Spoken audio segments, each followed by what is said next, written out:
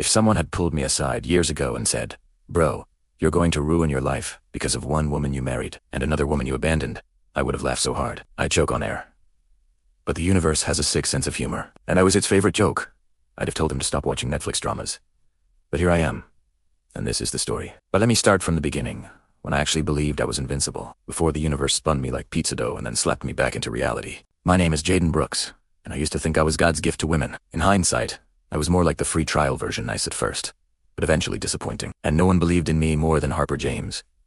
If love had a mascot, it would have been Harper. Soft brown eyes, curly hair she hated but everyone else adored, and a heart so big I'm convinced it supplied extra oxygen to the world. We met in community college, where I was drifting academically like a leaf in the wind, switching majors so frequently that my advisor started slamming her office door when she saw me approaching.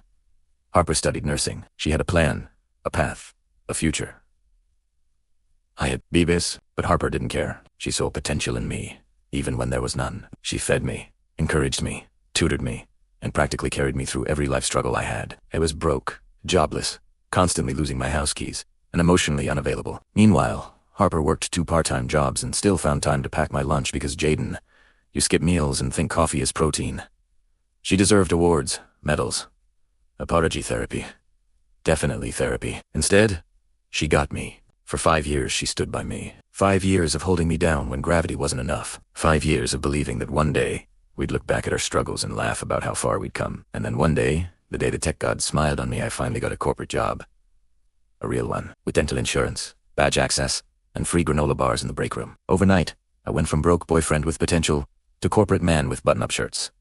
You know how people say, success exposes your real character? Yeah. My character turned out to be a raccoon in human form, because the moment I leveled up, that's when I met Serena Hayes. Serena with the shiny hair. Serena with the expensive perfume that smelled like confidence and cinnamon. Serena with a family so rich their dog had a trust fund. Serena was everything Harper wasn't. Not better, just packaged prettier. She was what society called wife material, which is really code for expensive, polished, and the kind of woman who buys organic almond milk. Meanwhile, Harper was Harper. Sweet, simple, genuine. A woman who cried at documentaries and brought me soup when I sneezed too loudly. So what did I do? I chose aesthetics over loyalty, packaging over substance, Instagram over reality. I broke Harper's heart like it owed me money.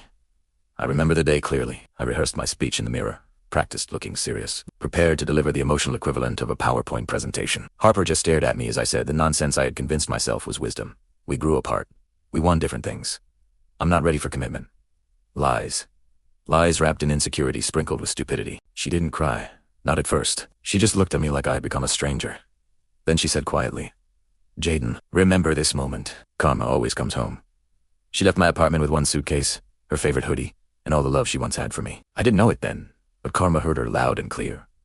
Life with Serena started glamorous, matching yoga outfits, double dates at Michelin restaurants, Instagram soft launches, then hard launches, then couple hashtags, the whole romance, influencer package. But the cracks showed quickly. Serena was obsessed with image, status, and anything that sparkled. I was basically her personal assistant disguised as a boyfriend. She criticized everything.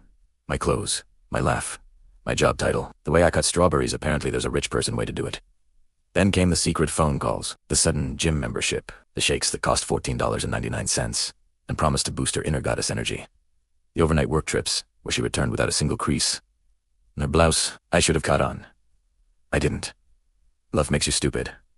But karma is fully literate. One night, while eating leftover Chinese food, I got a message from an unknown number. She's cheating. Check her tablet. Now, I don't normally go through devices, but my spirit left my body and said, "Open IT." I opened it, and that was the day my lungs stopped working. Messages, videos, photos, schedules, a liter-out PowerPoint presentation comparing me to her coworker who apparently had better life ambition and a nicer beard. When I confronted Serena, she didn't deny anything. She just said, "Jaden, you were fun. Don't be dramatic." Then she packed her bags, took her air fryer, and left. 1 week later, I got fired from my job. Apparently, crying in the break room for 5 consecutive days is considered unprofessional office conduct. Karma wasn't just knocking. She was inside the house, wearing pajamas, making pancakes, and rearranging furniture. After Serena left me bankrupt emotionally and financially, I did what all men do when reality hits. I tried to fix the one thing I destroyed. I searched for Harper everywhere. Instagram, gone on Facebook, disconnected. Snapchat, deactivated. LinkedIn. Wiped. Even my old messages said, user not available. I drove to her old apartment. She moved out the same week I dumped her. Clean slate.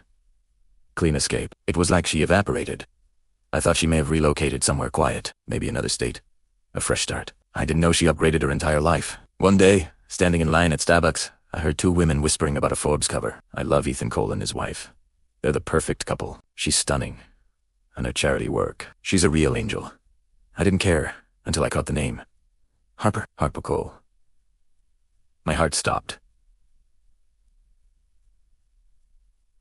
My brain rebooted. My mouth opened like a fish. I grabbed the magazine in front of me. There she was. Harper. My Harper. Looking like God spent extra hours on her. Hairstyled, smile glowing. Wearing a dress so elegant it probably cost more than my car. Next to her was Ethan Cole. Billionaire, philanthropist, tech genius, and according to the internet, America's most desired man. The headline read, "The woman who stole America's heart, meet Harper Cole." I dropped the magazine. Someone behind me gasped. A toddler pointed and laughed. It felt like the universe body slammed me. Turns out, after I broke her heart, Harper didn't cry forever. She didn't wait for closure. She didn't become bitter. She left the country, traveled, worked with medical NGOs, healed, found confidence, and built an entirely new identity. While working at a nonprofit in Switzerland, she met Ethan at a fundraiser. He fell in love with her kindness, intelligence, and passion for people. He proposed within 10 months. She said yes. The world said yes with her. Harper became a global sweetheart. Magazine covers, interviews, charity awards, fashion campaigns, podcasts, discussing her heart and humility. While I was trying to get a refund for a toaster that stopped working after a week. Her glow-up wasn't just impressive. It was biblical. A month later, fate dragged me further through the trenches when I volunteered at a charity event to feel useful again. And that's when she walked in. Harper. Radiant. Graceful. Peaceful.